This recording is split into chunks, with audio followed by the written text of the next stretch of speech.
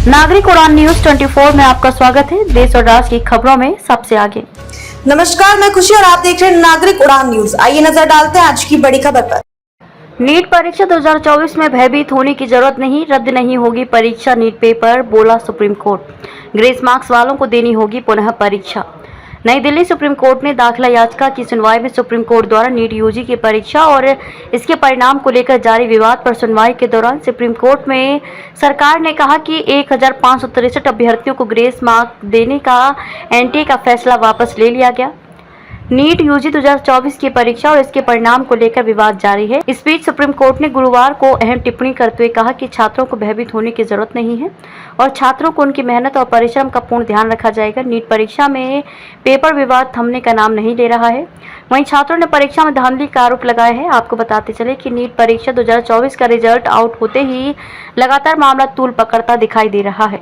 पहली बार नीट परीक्षा पर आरोप और प्रत्यारोप लगाए गए जो संदिग्ध और आरोपों से घिरे हुए हैं, जिसका अभी तक कोई स्पष्टीकरण और निष्कर्ष नहीं निकल पाया है। मामला सुप्रीम कोर्ट तक पहुंच चुका है।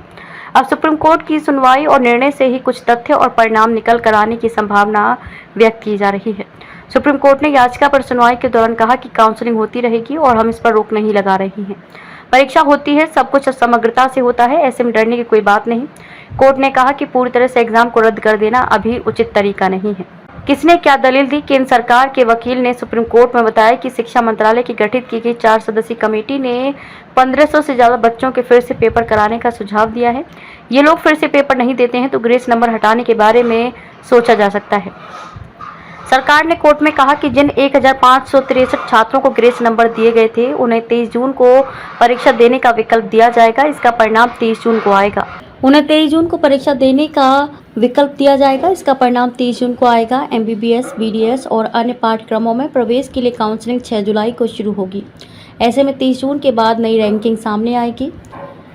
1563 बच्चों के सामने विकल्प है कि वो या तो पेपर दें या फिर 4 ग्रेस नंबर को छोड़कर नई रैंकिंग स्वीकार करें। इसका मतलब ये भी हो जाएगा कि आज की तारीख में जो रैंक है वो व्यर्थ हो जाएगी। ऐसा इसलिए क्योंकि नई रैंक तो 30 जून के बाद जारी होगी। सुप्रीम कोर्ट ने सभी दलील सुनने के बाद कहा कि परीक्षा में धांधली के आरोपों के मद्देनजर इसे रद्द करने के अनुरोध वाली याचिका समेत सभी अर्जियों को 8 जुलाई को सुनवाई के लिए लिया जाएगा। याचिका में क्या कहा गया? फिजिक्स वाला के सीईओ अलक पांडे ने एनटीए के 1500 से अधिक उम्मीदवारों को कथित तौर पर मनमाने तरीके से ग्रेस नंबर दिए जाने के खिलाफ सुप्रीम कोर्ट का दरवाजा खटखटाया है। कोर्ट में अब्दुल्ला मोहम्मद फैज और जे कार्तिक ने भी याचिका दायर की है। याचिका में सुप्रीम कोर्ट से अनुरोध किया गया है कि वह नीट यूजी 2024 की परीक्षा प्रक्रिया और नतीजों की जांच के लिए अपनी निगरानी में विशेषज्ञों की एक टीम गठित करे। सरकार और नेशनल टेस्टिंग एजेंसी से मांगा था जवाब। सुप्रीम कोर्ट ने पूरे मामले को लेकर मंगलवार 11 जून को केंद्र सरकार और नेशनल टेस्टिंग एजेंसी एनटीए से जवाब मांगा था। वहीं विवाद के बीच एनटीए ने जवाब दिया। छात्र क्या मांग कर रहे हैं? छात्रों का आरोप है कि परीक्षा में धांधली हुई है, ऐसे में काउंसलिंग पर रोक लगाई जाए और पेपर फिर से होने चाहिए। नीट यूजी 2024 रिजल्ट जारी होने के बाद छात्रों ने आरोप लगाया है कि इसमें गड़बड़ी हुई है। पहली बार ऐसा हुआ है जब 67 छात्र टॉपर हैं। नीट परीक्षा 2024 विवादों के घेरे में है।